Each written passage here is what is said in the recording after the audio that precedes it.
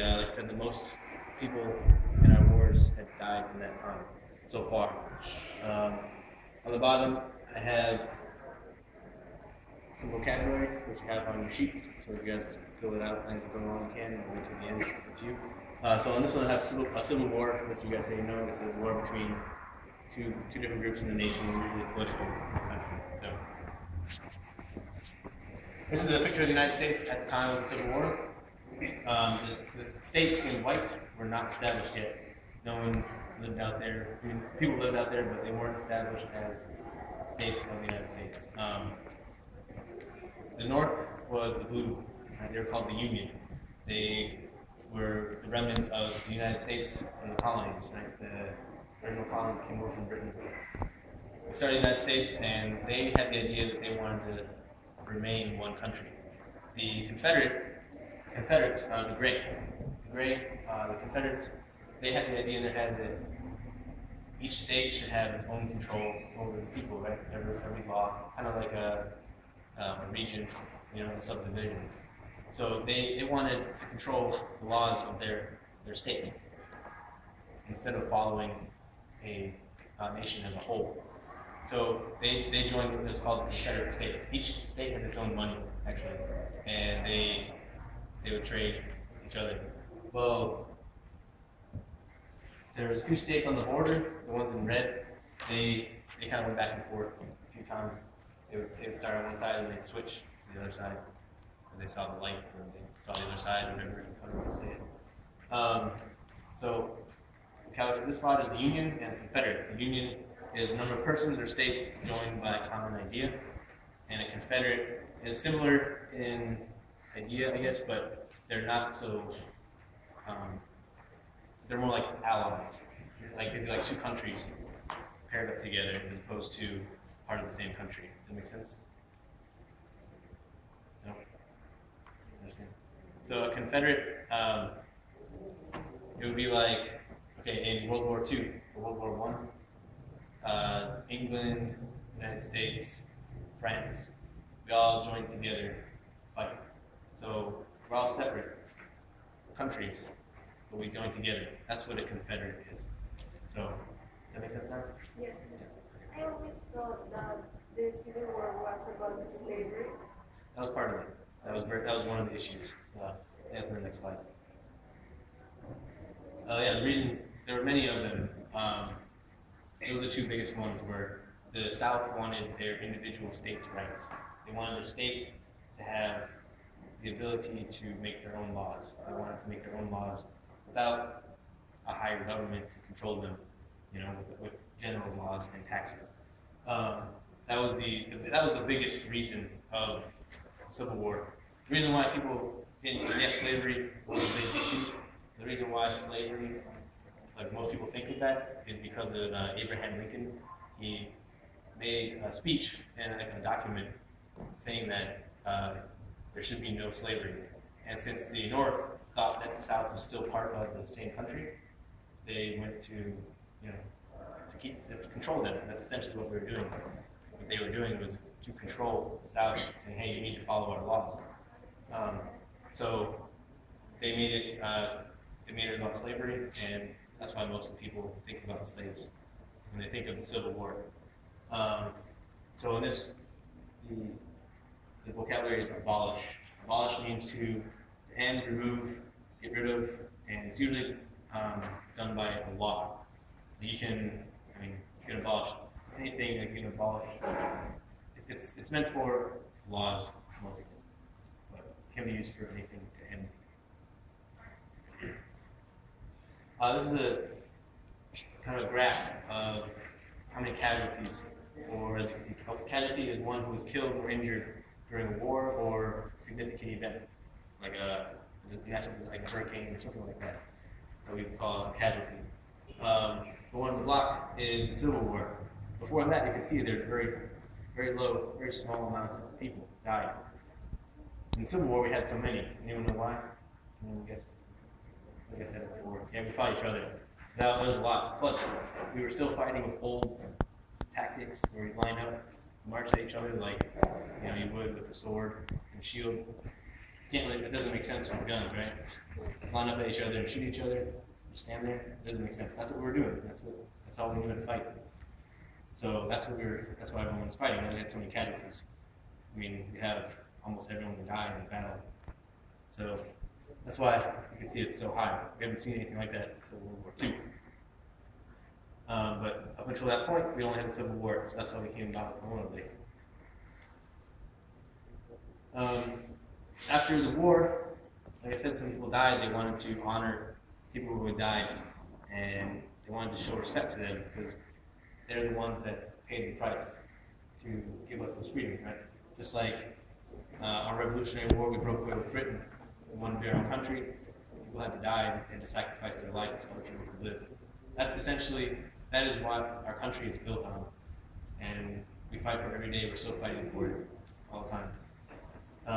To say freedom isn't free. The price is blood. So this is Abraham Lincoln, right? You guys seen him before? He was our president.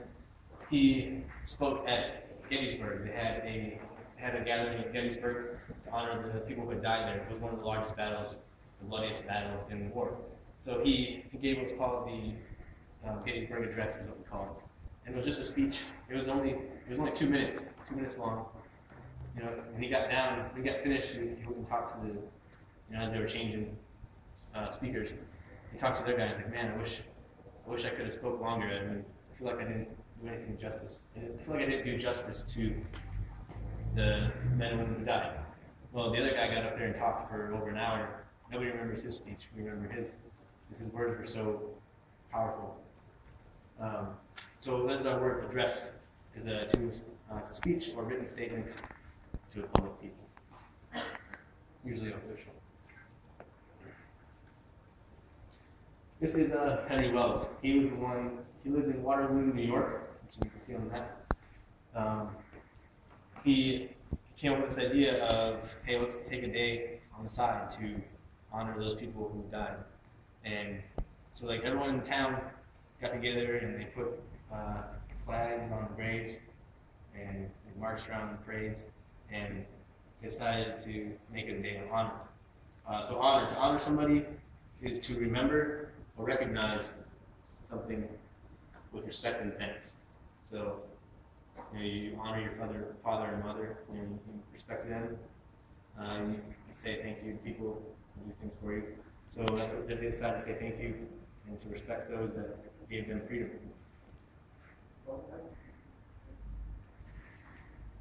So around the Union, north to south, everyone decided to do this because everyone has loved family members that died, and they have attachment to that, so they wanted to thank them. So in the south, they would do the same thing. They do put pictures, flowers. They would put flowers at grave sites and go around and decorate things, and they would do it mostly for their soldiers, because even though they were part of the United States again, because of the North one, they still, obviously no one's going to overnight. They're not going to say, oh, okay, we're all good now. They still have their idea. They wanted to be separate. So they would honor their soldiers, and the North would honor their soldiers that died. So the government, Congress, decided to make, actually it was a general, he declared it Decoration Day. So they made it the 30th of May, was just the national day set aside to do this, to honor everyone to get together in their towns, wherever they were, and kind of make it a general day. And this was specifically to honor those who died in the war. And that's what they thought, hey, we need to recognize those people who died. So what they did was they took flags and flowers and they put them around the grave sites, have parades, and they do all this. We do the same things nowadays. It's still a tradition. On the top, that's an army soldier in his uniform in Army Cemetery, and down here is Marines. That's our uniform. Marine, our uniform. They're doing a parade in whatever town they're in.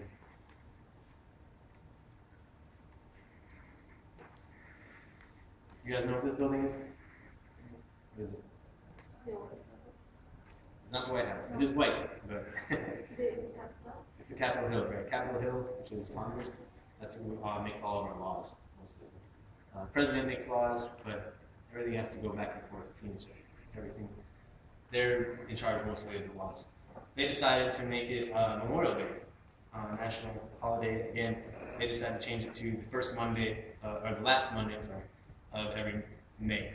So, I don't know, like that, the federal government, our government likes to put holidays on Mondays, so they can have 3 days on the weekend, right? Well, that'd be better than Wednesday, and you get 1 day off, 3 days off, you can go somewhere, you know? You can go on a trip. So, they come up with Memorial Day. And Memorial is a ceremony or a specific monument, like the Washington Monument or the Lincoln Memorial.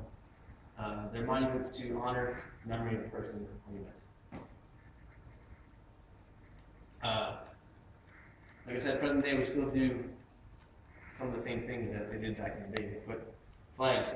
This is the top 2 photos are of a specific Army unit. I forget exactly what their division is, but they every year on the day they go on Memorial Day they go to every grave in Arlington Cemetery. Have you guys heard of Arlington Cemetery? It's probably not. It's in Washington D.C. and it's the largest national cemetery that they use to bury people who died, or I guess like political prominent figures in our government. So there's thousands of graves here. You can't even, I don't know how many there are. I should have got a number, but it's just, you can't see all of it at once. It's immense. There's multiple sections. They go around to every grave and put flags on it. Imagine how long it takes, right? So they put everyone on their flag. They got them in their bags there, hats. You can see it. Down here, these are Marines. They're doing the same thing. I had to put the Marines in there. Represent. So cemetery is a place set aside for graves and tombs.